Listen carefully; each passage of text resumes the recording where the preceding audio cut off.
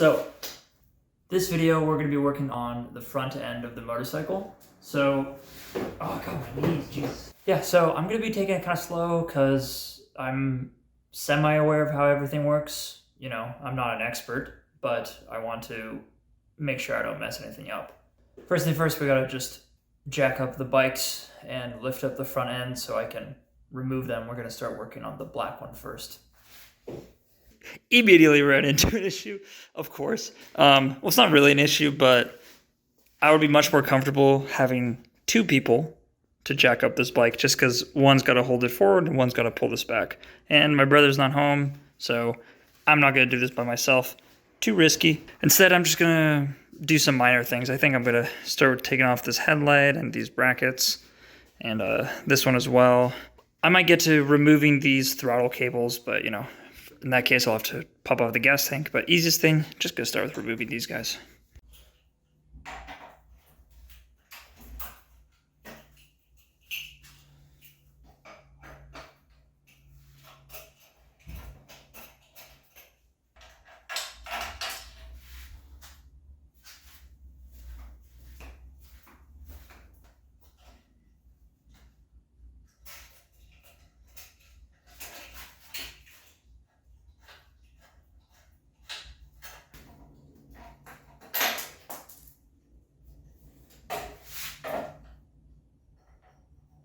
You stay right there. Don't move. Okay. One headlight down. All right, so after I got the headlight off, looks like I was just working on grabbing that speedometer off the black bike off. Once I did that, you know, I kind of checked out the yellow one, rearranged it there, moved it a little forward, and I worked on taking off that windshield. This is an important piece I definitely want to keep and, you know, have for myself. After that, I got that off, I was, you know, working on the speedometer with that one. Got it off pretty simple, it was just 3 bolts. And finally, I got to the headlight itself. I believe I am working on the wires here. Yeah, that's it. They're kind of a pain, but, you know, I was just going back and forth there. I think I took the mount off there. I grabbed the little rag so the headlight would rest, and that was that. Okay. Pretty straightforward. The funny thing I noticed is this is the difference between a bracket from someone that has access to a CNC machine, and this is a bracket by someone that would skip his college classes to build up his motorcycle without any access to any tools. Yeah, quite the contrast. But you know, this little bracket I made those years ago really held up well, so I'm happy about that. But obviously, we're going to use this bracket because it is much, much cleaner. Just gotta use the gasket from my bracket. Regardless, the other thing I noticed is wiring on this bike was much cleaner, right? There's this plug for, I believe, the headlight and turn signals together, maybe just one, and this plug for the speedometer. My bike, woo, okay, so plug for the speedometer, plug for the headlight, and these guys were the plugs for the turn signals. This bike did not have turn signals, so I'm curious if those are just either tucked away somewhere or they're supposed to be in this. Gonna have to do some research.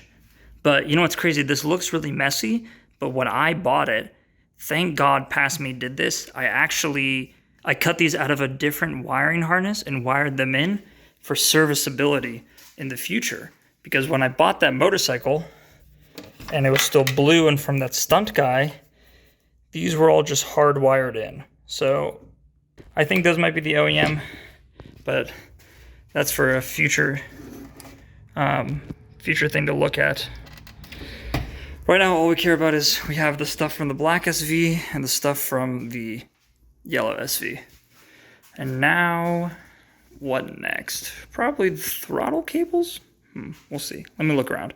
Also, I forgot to say, look how loose this stabilizer is. It's just literally, I can tighten it with my finger, you know? Like, it's ridiculous. This was just hanging in there loose. The guy was like, yep, whipping it, and mine, nice and snug. So in order to lift the gas tank, you gotta remove the side covers first and then the seat. This one didn't have a side cover on the side you see, only one on the other side. So I got that off, and once I got that off, I worked on the bolts to remove the actual sergeant's seat. I definitely want to keep that because it's really nice, and it's a couple $100 because it's like a nice aerospace gel seat. But once that was off, gas tank was just 2 bolts up front, so you could lift it up like that. And I was figuring out how to jack it up, so I used that block. Okay, just using this big rubber block I have to... Really don't want to deal with unplugging all the gas lines right now and everything, because honestly all I need to do is undo this throttle cable and clutch cable and, you know, just random minor stuff like this USB right here. And, you know, I can do all of that within this little opening. I don't need to unplug and disconnect all of that. I figured when I'm going to be doing the more extensive work of like moving this air filter stuff over to that bike, that's when I'll actually go through the trouble of unplugging this, because I just don't want to deal with, you know, maybe spilling a little bit of gas or what if there's a line that breaks, right? You know, you feel me. Anyways, look at these air pod filters, crazy, and you know, just all these like secondary linkages removed, so it's just this one solid thing for the throttle here. One solid linkage. Looks really cool. And honestly, it's a lot simpler. I remember, we'll get to that when we get there, but I just remember how much more complicated it seemed, right? Here it is, just boom, boom. That's it, just this one thing. Just gotta get to disconnecting this now. And this is why I wanted to go through the whole bike. Or I figured it would be nice to go through the whole bike by swapping everything over. Look at this throttle cable, man. What is this? Like, what is this, bro? Look at that. I was wondering why I made this weird crunchy sound when I would apply the throttle. I wonder if you can hear it.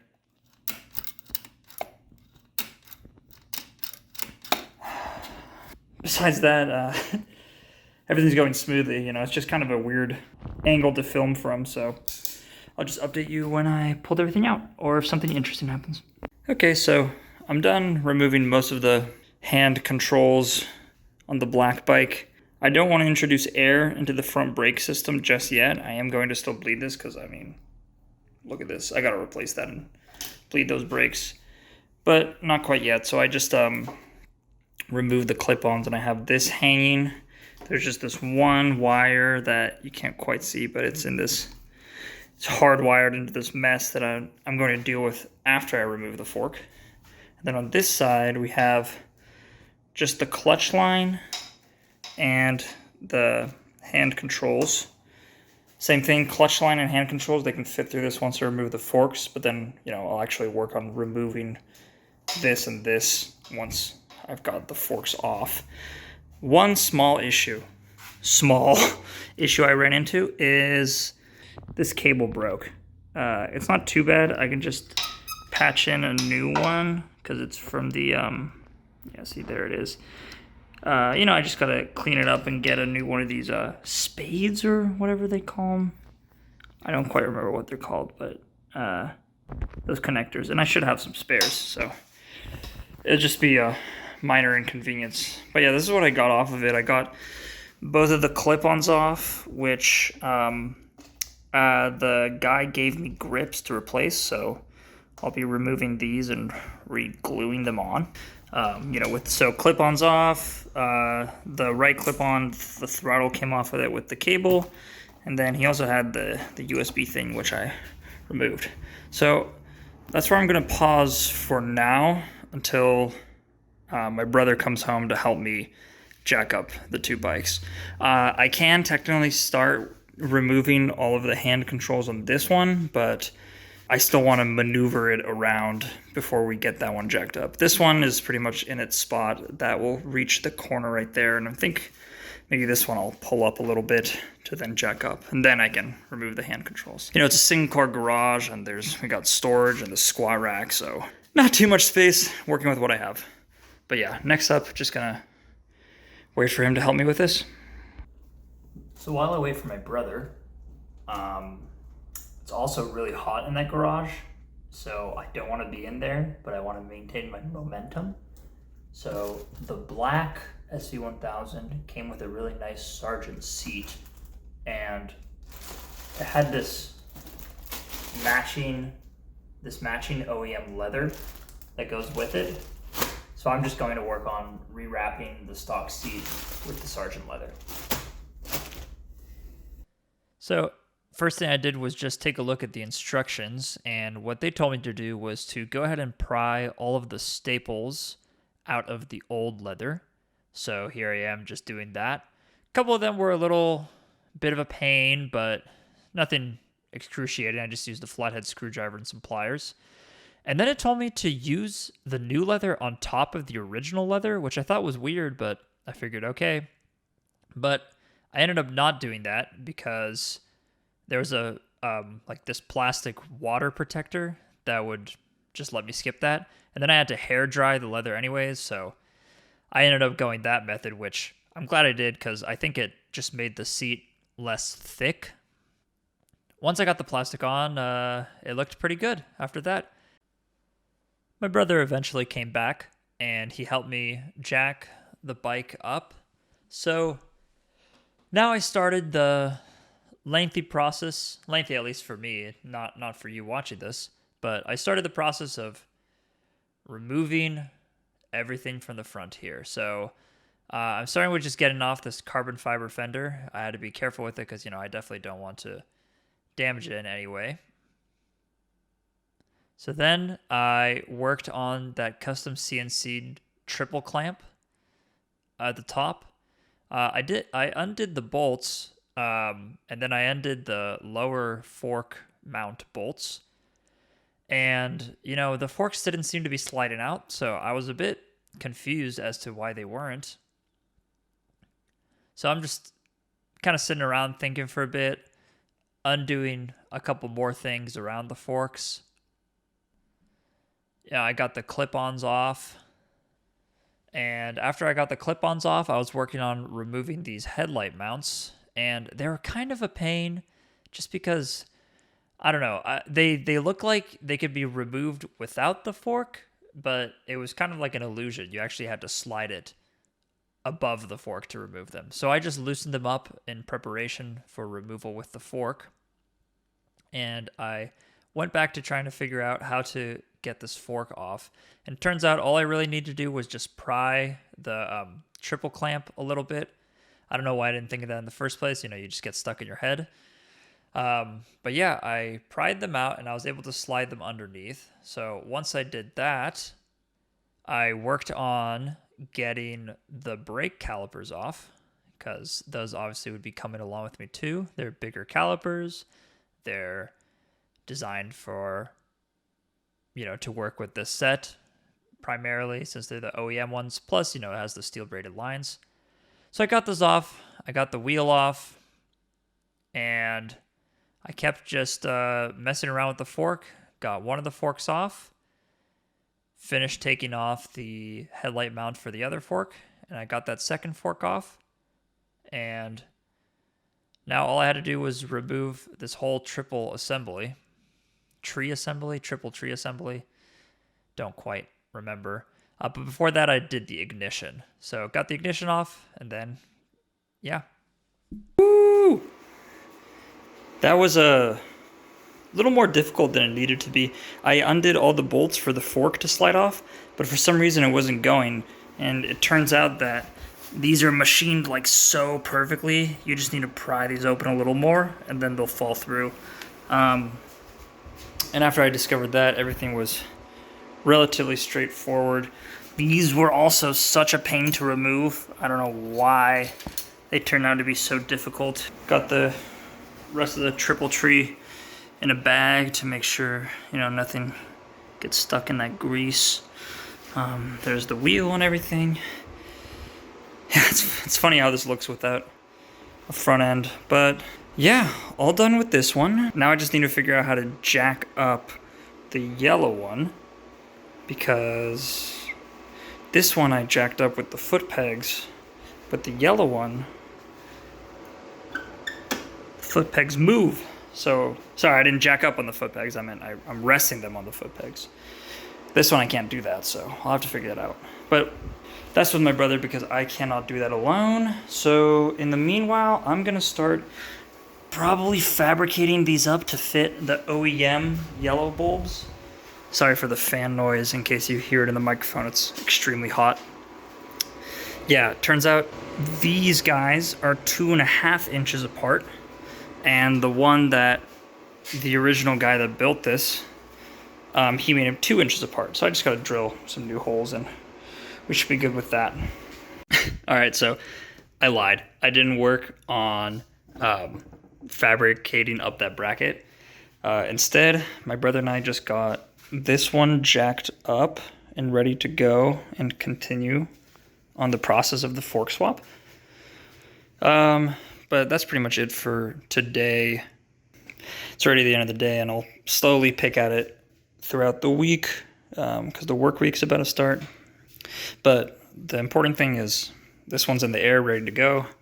That one's already, everything's removed, so slowly I'll be working on it. So same thing as the black bike. I started with removing the front fender. This time it was actually 3 bolts on each side instead of 2. How riveting. But I mean, you know, it's the same straightforward process. I just need to get it off before I get everything else off. And I got that off and put the bolts back on the forks. That's just a common thing I like to do just so I don't lose anything.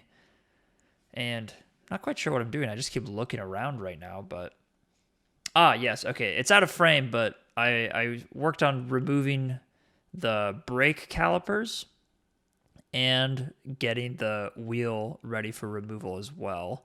I wish the camera was angled a little bit better here, but it is what it is. Got that wheel off, and I kept comparing. Oh, I see. No, I put the little axle that goes through the wheel back there, and I was comparing it with the other one. Worked on the steering stabilizer here. This time it had that little extension right there, so I made sure to put it back on. And then I was just working on loosening everything up to get it ready for fork removal. And part of that was sliding these headlight mounts down, and these guys were just absolutely atrocious. I kept blasting them with lubricant so they would just slide easier, but they just were not budging. And I ended up getting one out. I cut the frame because I was too ashamed to show the method that I used to get it out. It may have involved a hammer. And I went ahead and also cut through the second one because I was also ashamed to show how I got it out. But you know what? They got out and they weren't damaged, but it was quite the unorthodox way of getting them out. So once I got those out, I had to use a security torque bit to remove the key switch, and then I got the rest of that stuff off, and my brother came in. We talked about it a little bit. And after talking, I worked on getting the bolts off that held the lower part of the triple tree clamp. The triple tree, I still don't know the technical term for it.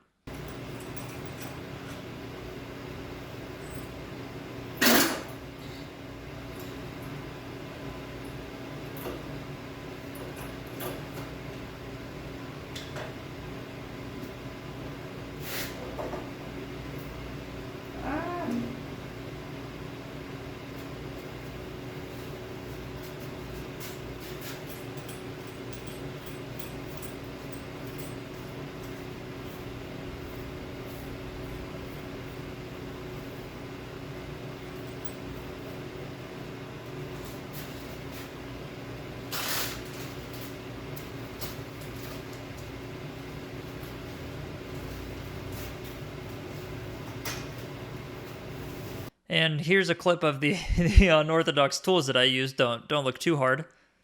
But yeah, I got a nice organized pile of all the parts from the yellow bike and the black bike. And it was a good stopping point here and for the vid. So catch you later.